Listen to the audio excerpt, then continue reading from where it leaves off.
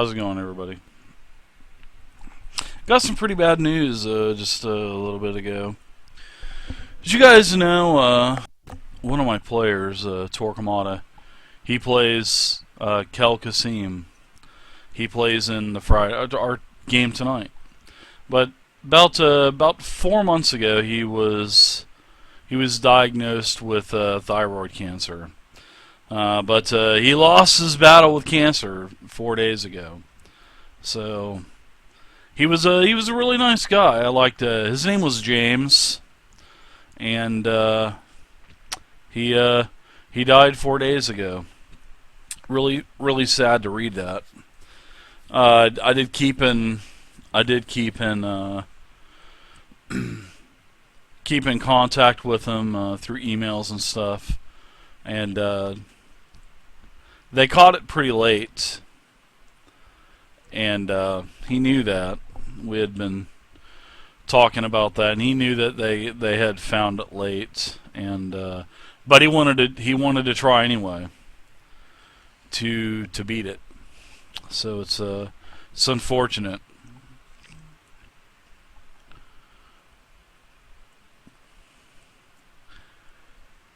Torque was in that like that first generation of he was in like the first generation of like people to follow my channel. Him and Big Dirt and just the old timers. I mean, it's crazy. Like the Crow Fires. I mean, like he was like probably one of the first 10 people to follow my channel. With the gold but we had talked all the time, and he couldn't really commit to a game because of his work. And he was an EMT, and he helped others his whole life. And but unfortunately, he died 4 days ago. So, things happen. You're here one day, and everything can just turn upside down for you. It's unfortunate.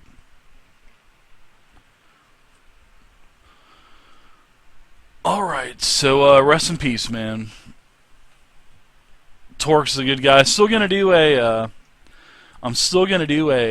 12-hour charity stream for him, for his family now, at towards the end of next month.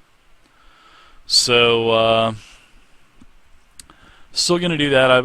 It's gonna be on the 23rd. It'll be 12 hours, and all the proceeds are gonna go to his family. So we'll get it. We'll get that and send it over. Oh, it's me? So I want Rez to do it. So, we're in this castle place. Yep, Riverguard Keep. And everyone started attacking us. Pretty much everyone. Yeah, you could thank Jub for that back in the 24-hour stream. That was it. That's why I don't remember why we started getting attacked. That's no problem. I'll help you out. He pretty much set off the alarm, and everyone in the entire keep just rushed for us.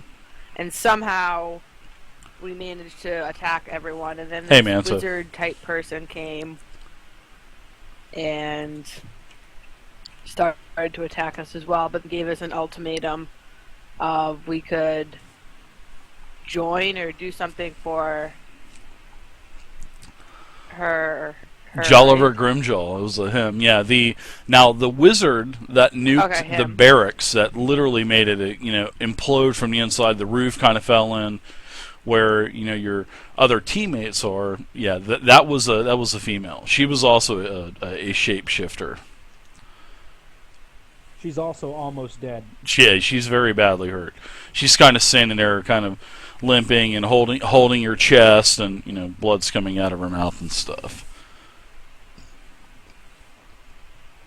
So that's kind of where we left off. We left off with the ultimatum of either helping or her killing us, Yeah, yeah, Or- very good. right? Mhm. Or Kel Kazim could grab all those necklace pieces and just throw them outside. Would Just Kel saying. do that? Would Kel do that? No, Kel would not. I would think Kel would nuke everything. Maybe No, Kel is the voice of reason. Maybe- He would not. maybe Kel would want to go out in a blaze of glory with that fireball necklace. We'll I would think he would do that. He would go out with a blaze of glory. I You're gonna go probably out with a blaze of glory if you don't quit talking about my necklace. All right. So Jolliver Grimjoll, he was a huge bear. You know, he had come from around the corner, and as he, you know, shape-shifted back into his form, that is when, you know, Kel could see him, Donk you could also see him, Raz you could see him, and he, you know, he basically he was applauding you, he was clapping. I mean, he was literally clapping at all of you, you know, and applauding you for the work that you've done. You've taken out his. He says, "You've taken out all of my men." So, I am no fool. I want to team up with you. You know, that's pretty much what he wants. He, you know, he is doesn't look like he's in, you know, any threat at all. And then he turns towards the female, and he waves his hand, and a couple bolts of magic come out. And you've seen this magic before. This is the same type of magic that Alora casts, magic missile. And as he turns towards the female that appears to be on her last leg, basically, you know, her eyes get big, and she says, "No, Jolliver, no, I know we've had," and then bam, he puts like 4 of these force darts into her chest, and she falls over. And you know, he still applauds, and he tells you that I would like to talk business with all of you, but first, and he kind of points over towards the barracks, and he says, "I think you're going to need to help your friends first."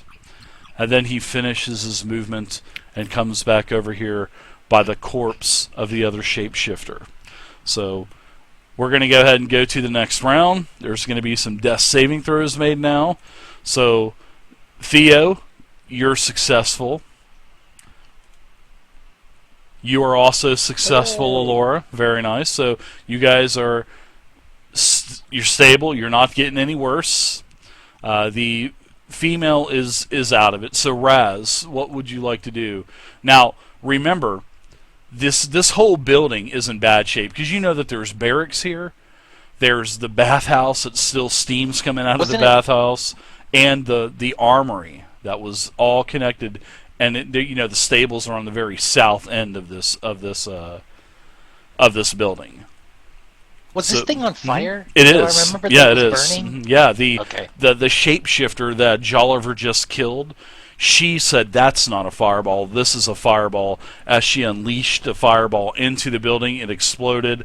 The southern portion of the roof had caved in. You actually saw the roof just basically sink in, and you know, Kel is at the door, and Kel is yelling that he needs help getting Alora and both Theo out of this burning building. I'm gonna run in there and I'm gonna pull Misty out, or I'm sorry, I'm gonna pull Alora out. Okay, so yeah, Raz and Donk and Kel, all 3 of you, you can pull. You can drag. We'll say that you do a double movement, dragging. So which means that you can really only go your full speed. I'm not going to make you do any kind of strength check for dragging. So we'll say that you get Alora and Theo pulled out, and also Kel, he's out here as well now. So everybody's out of harm's way. And Raz, you can go ahead and move your token as well. You can move. My fancy grounds crashed. I'm trying to load it back up. Oh, okay. No problem at all. No problem. We'll move you a little bit closer. No problem. So, everything comes back to Jolliver. And Jolliver, he mutters a few words and casts, and you can hear, this is his standard action, and you can start to feel some raindrops on you. And you kind of look up above you, and you can see that there is like a magical cloud above this barracks, the barracks, the steam house, and the armory, and it's literally storming just on this building, and it's starting to extinguish the flames. And raindrops keep falling on yeah, my head. Jolliver, he looks towards everyone and he says, I can help you with your friends. Like, I can heal your friends if you'd like me to. He says, we have much to discuss, and that's basically how he says it. He says, oh, we have much to discuss. Let me help you by healing your comrades.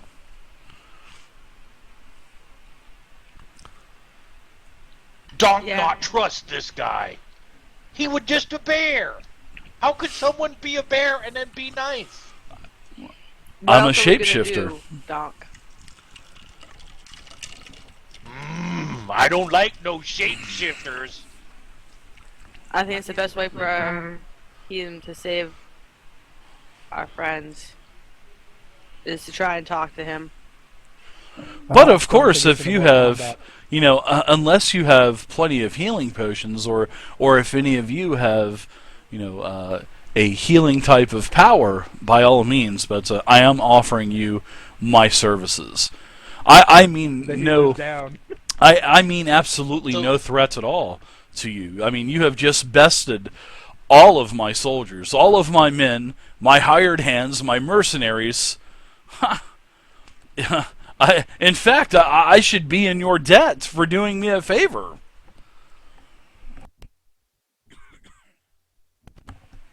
Donk says I'll heal.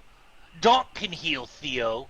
I'm gonna walk over there and then pick up some dirt and straw and throw it all over his wounds. There! Theo healed up!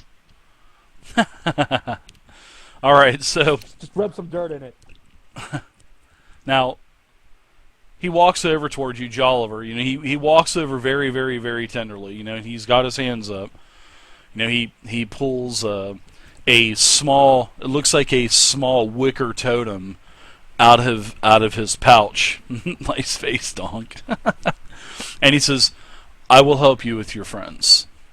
And he kind of sidesteps in front of Kel, and Kel's ready to, Kel pulls his rapier a little bit out of his sheath, and he's ready to attack.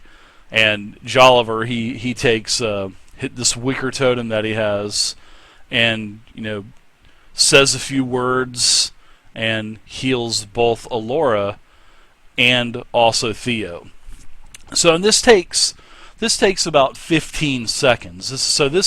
This takes several rounds to do, because a round's 6 seconds. So I'm gonna do a couple healing spells on you guys. So in fact, I'm gonna open up Burn those spells, see, Jolliver. Theo.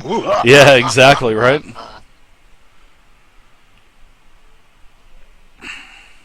Okay.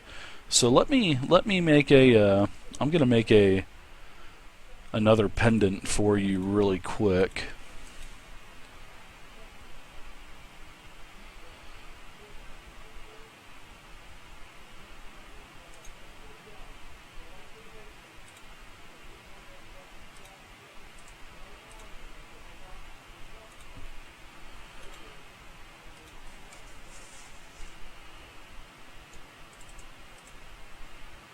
It's quiet. It's quiet.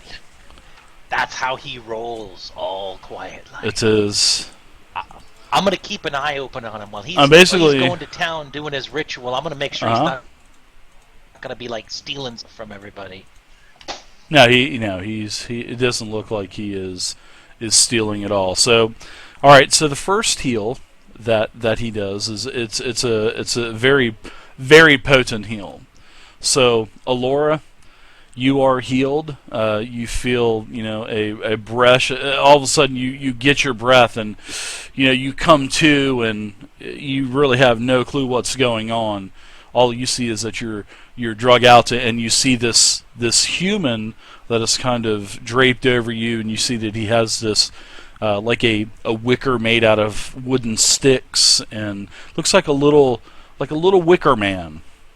And he has a lot of beads on, very, very shamanistic looking individual.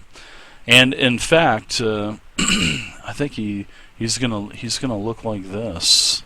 And no, I don't have an image. I have what he used to look like, but as a bear. But yeah, he basically has a lot of beads, really, really dirty looking hair and whatnot, and you feel this surge of energy, wash over you, and you are. Did you get those beads in the streets of Waterdeep during the Solstice Festival? Do you ask him this? Do you ask him this? As soon as I wake up, I go, of course, heal the lady first. Nice beads. Did you get them in Waterdeep during the Solstice Festival? And did somebody say debt? Of course. No. So Theo, you also come too, and you guys can get back up. And this Jolliver, he introduces himself as Jolliver Grimjaw, and he does tell you that he is part of the Crushing Wave cult, but and then he kind of looks back towards this this other shapeshifter, and he introduces her as Urshnora, and he says that Urshnora, and he kind of turned over towards her and laughs a little bit, and also tells you guys that she was part of the Crushing Wave cult as well, but she was one of their more fanatical members. And her and I, a lot of the times, no, it's not that she was a bitch. She was very skilled in what she had done, but we did not see eye to eye on a lot of things pertaining to the Crushing Wave cult with the other cults. I believe that the elements should work together. She wanted to crush all of the other elemental cultists, and that is not my intention. That is why we did not see eye to eye. But I was in charge. I was appointed to be in charge, and she never said she had problems with it, but I knew there were underlying problems, and so you helped me make my decision on eliminating my second in command. But I plead with all of you. I am not your enemy. I am merely on your side. We share the same common interest, you see. I am wanting to unite the cults. I would imagine you also would want to unite the cults as well, unite the elements instead of all of this bickering between one another. Which did another one of these cults send you? I mean, why are you here at Riverguard? I'll answer. Please, you are my guest. I'll answer any questions that you may have. You're treating us rather well, considering we just came in here and laid waste to the place. Do you think I have any other choice? And your name is who, my lady? Elora. Elora? Well, Elora. You may be my guest of honor tonight for dinner, Elora. Watch out for poison! No, there will be no poison. There will be no poison, my barbarian friend, I assure you. And he says, please come into my dining hall. I promise there will be no tricks. I have no men left. I just have a few servants that work for me. That's it. You've basically killed everyone else. He's actually quite humorous of this. He's actually laughing about all of this. Yeah, Dark Blue Mana. Torqumada was, he Okay, passed don't away a be your couple days friend ago. now. Dining hall. You said Which the way? magic word. Which way I food. go for dining hall? Isis, Don't follow best me, my friend. friends. And he comes up to this door here, I'm gonna put. to the north. Hey, this girl, Oliver, or I'm sorry, Her name is Urshnora? Urshnora, yeah. Yep. Urshnora. I'd like to go through her stuff. Does she have anything I could steal? Right in front of our guest. I mean, our Let us host. loot all the bodies. I'm looking for snacks. I don't care about. He sees Donk Magic. bending over and looking, and he says, "Have at it, my friends. They've got nothing that I want, but you may have something that I have. You may want something that I have. So I'm sure we'll be able Go to on. strike some type of deal."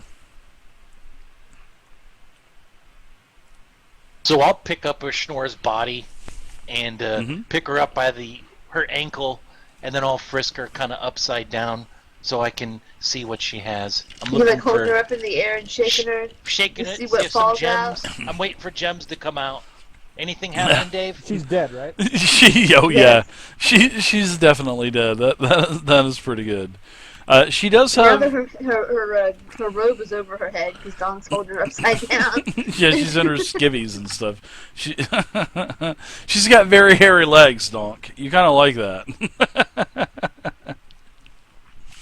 But she has a pouch, and she also had on the inside of her robe she had several vials. She had 3 healing potions also. Just Advantage, I'm gonna grab those. normal potions of healing. And then inside of the I'll grab those 3 potions of healing. Was in her purse. inside of her purse is 50 gold worth of gems, and there's also there's like 30 gold also. So 50 All right, in I'll put gems, those- and then 30 in gold. Okay, so I'm gonna put those. I'm gonna just put those in the notes, and then we can divvy them up later. But I'll throw them in my bag for now. Okay, well I'll just put it on the party sheet real quick, and I'll just divvy it up. How about that? All right, Star Fantasy grounded the shit out of this game, Dave. All right. We want all the gold. Salutes. I'll throw her off to the side when I'm finished getting her money, and then I'm just gonna walk on in. Dinner's served. There you go. Everybody got 6 gold and 10 gems. Also, you guys, congratulations, are level 5 as well now. Ding! So everybody is level 5, and you guys can. We'll do our level ups here in a little bit. So we'll get to everybody's level ups done rather I was getting quickly. ready to start doing it. If Yeah, you stop that. if you want to do it, go for You're it. gonna have that. Just remember to you're gonna drop have that the yellow asterisk. yeah. Just remember to drop the class. You know, the class icon on top, and it'll add your skills in automatically. It will add your hit points. So other than that, I really don't think there's really anything else to it. I know that Theo, you'll probably gain another spell. Alora, you'll gain a couple more spells for your spell book also. You'll now get Fireball as a spell, Alora. So now you'll have your Yes. necklace and Yes. Fireball. Ooh, I God gained damn. 2 third-level spells. Yeah. Donk's going to get 2 attacks. Raz is going to get 2 attacks around now. You guys are going to be a meat grinder of a group. Kel's going to get 2 attacks around. It's going to be pretty crazy. Okay. So everyone is invited into the hall. You know, and he has a couple servants that come out these 2 doors on the north, and you know, to the north and the south on the western wall. You know, he has his men come and get drinks for everyone, and has everybody please sit down at the table. We have much to discuss. So as everybody comes in and sits down, you know, he goes into saying that he wants to try to, you know, unite the other the other cults, and if you are willing to help him. If you are willing to help him, he has amassed quite a hoard of treasure in his keep here that he is willing to give you. If you don't want the offer, he says you can kill me, but you will not get the treasure. You will not find the treasure. I can assure you that. Donk not do any business and we get food.